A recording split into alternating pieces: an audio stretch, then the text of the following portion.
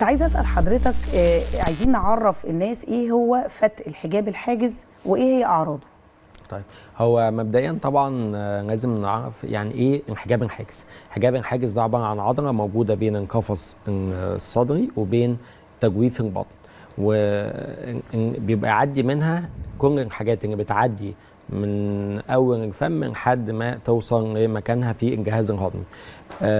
احنا عندنا المريء بيعدي من فتحه اسمها الفتحه المريئيه موجوده في انحجاب الحاجز، بيحصل فيه اتساع فيها، فيبتدي يتحرك المعده تتسحب من تجويف البطن تطلع في القفص الصدري، وده بيؤدي لكل اعراض ارتجاع المريء او اعراض فتق انحجاب الحاجز اللي هنتكلم عنها بعد كده. يعني المعدة كأنها طلعت لفوق، كأن في فتق للمعدة ناحية فوق بالظبط، تركت مكانها طبيعي في تجويف البطن او التجويف البريتوني ودخلت في القفص الصدري.